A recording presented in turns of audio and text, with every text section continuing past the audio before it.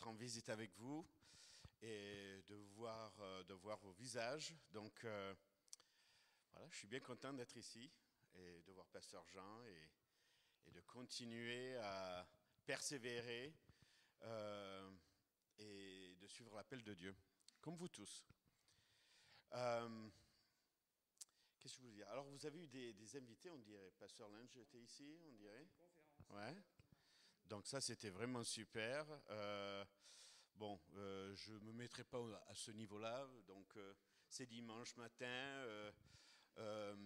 Mais la chose très importante, c'est que on est rassemblés, encore une autre fois, et pour plusieurs fois dans le futur, comme on l'a fait dans le passé. Et ça, c'est de voir, d'exprimer, disons, en tant que le corps de Christ, la présence, sa présence sur terre. Et plus précisément, vu que vous êtes dans un coin bien local, sur Nîmes aussi. Donc c'est très très important vraiment de se réunir. Encore plus lorsqu'on va célébrer un des sacrements que notre Seigneur Jésus nous a donné, à part le baptême, recevoir la communion, qui est très important, qui est un signe de ce que Christ a fait pour nous et pour nos péchés. Sur la croix, la communion révèle au travers des éléments l'évangile. Ça, c'est très important aussi. Lorsque vous prenez ces éléments, vous pensez à ce que vous avez entendu pour la première fois, les paroles de Dieu qui vous a percé le cœur et où le Saint-Esprit vous a pris et vous avez cru au message éternel de l'évangile de Christ et l'œuvre accomplie de ce qu'il a fait sur la croix. Et lorsque vous allez prendre, donc ça va être en relation avec la communion, bien sûr. Lorsque vous allez prendre les éléments de la communion, pensez à ce verset dans 2 Timothée chapitre 2, verset 22. Parce que ça, je crois que ça se relie quasiment, pas simplement lorsque vous prenez la communion, mais ce que la communion révèle dans votre vie et ce que vous allez en faire chaque jour en tant que chrétien. Voilà, c'est ça. Et qu'est-ce qu'il est dit? C'est l'apôtre Paul qui parle à Timothée, enfin il écrit à Timothée, son fils dans la foi, et ce verset est très direct. Et qu'est-ce qu'il dit? Fuis les passions de la jeunesse et recherche la justice, l'amour, la foi, la paix, avec ceux qui invoquent le Seigneur d'un cœur pur. Donc il n'est pas recommandé de le faire, il faut que Timothée le fasse, c'est un impératif, c'est un devoir. Et ce devoir ne se transmet pas simplement d'un homme de Dieu à un autre, mais il se transmet à tous les chrétiens, de tous les âges. Alors, lorsqu'on comprend ce verset, de fuir les passions de la jeunesse, c'est un terme que Paul utilise dans le sens que ce n'est pas simplement adressé aux jeunes, mais à tout homme et femme de n'importe quel âge. Parce que nous avons tous des passions, des fois mûres et pas trop mûres des fois. Et on peut prendre de mauvaises décisions. Et c'est pour ça, il dit, fuis les passions de la jeunesse. Et recherche avant tout la justice. Dans notre traduction, la droiture, qui sont deux mots qui sont semblables, pourrais-je dire, parce qu'ils proviennent du même mot grec. Okay? La foi, l'amour, la paix, avec ceux qui invoquent le Seigneur d'un cœur pur. Et lorsqu'on comprend ces paroles-là, je vais donner quelques exemples parce que les minutes qui s'écoulent rapidement là, au moins je veux partager quelques pensées au sujet de ces points importants. De quoi rechercher la justice. Et cette justice, on vient de la chanter, la deuxième chanson. Ça révèle entièrement l'évangile. Et ce que Dieu nous a accordé, c'est sa justice au travers de qui? De Jésus-Christ et de son sacrifice.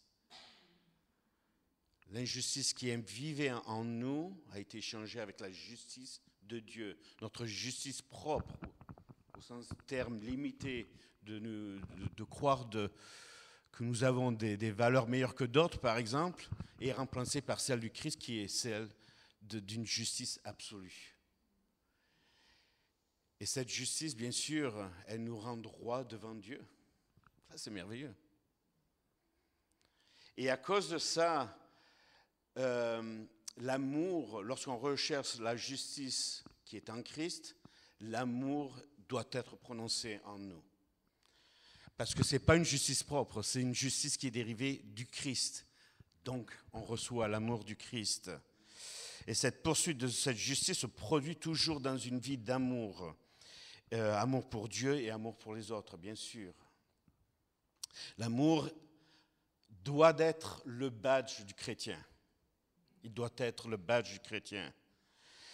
L'amour démarque la vie des vrais chrétiens comme disciples. Lisez Jean chapitre 13, verset 35, vous verrez comment Jésus parle de cela en relation de son amour et être disciple aussi. Et on sait que dans 1 Corinthiens 13, que l'amour est patient, gentil, humble, pas égoïste. L'amour se réjouit toujours dans la vérité, protège, fait confiance et persévère. Les chrétiens sont imités à quoi? À imiter Jésus, d'un amour sacrificiel pour les autres, dans Éphésiens chapitre 5, versets 1 et 2. Et je vais terminer par la paix, bien sûr, parce que si on a la justice qui nous a été donnée par le sacrifice de Christ, et on la reçoit, et qu'on a vraiment l'amour qui habite dans notre cœur, l'amour de Christ dans notre cœur, on doit vivre une vie de paix. Quels que soient les tumultes, quelles que soient les agressions, les jugements qui vous ont été faits, ou que des personnes vous faites actuellement, on doit poursuivre une paix aussi. Et c'est une paix qui est due à quoi?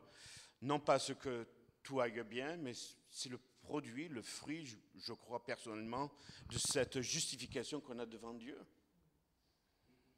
qui produit cette paix qui surpasse toute chose, tous les détails dans la vie. Et cette paix règne en nous. En tout cas, la paix n'est simplement pas verticale, du croyant à Dieu, mais aussi elle doit être horizontale. Et c'est intéressant parce que dans le même chapitre, dans 2 Timothée chapitre 2, verset 24, il est dit « Il ne faut pas qu'un serviteur du Seigneur ait des querelles. Il doit au contraire être affable pour tous. Il doit accepter tout le monde. » Et bien sûr, cette paix doit régner dans les cœurs et les pensées de ceux qui donnent leurs soucis à Dieu. Et ça, c'est la chose pratique de la paix que nous avons en Dieu. Et de la justice, parce qu'à cause de la justice que nous avons reçue du Christ en nous, de l'amour aussi. Mais qu'est-ce qu'on doit faire? On doit le rechercher, on doit poursuivre cela. Ce n'est pas donné. Même si c'est un don de grâce, on doit faire notre effort dans le sens de rechercher ces ingrédients parfaits et sanctifiés pour notre propre vie. Et là, définitivement, on découvre vraiment la vérité de l'Évangile d'un point de vue pratique dans nos vies.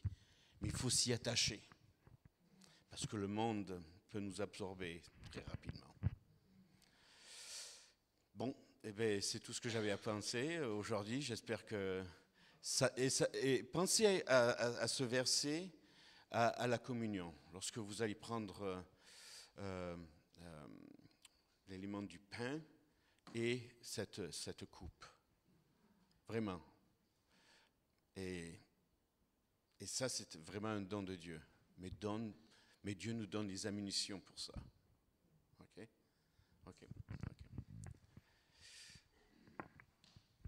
Merci, Pasteur Franck.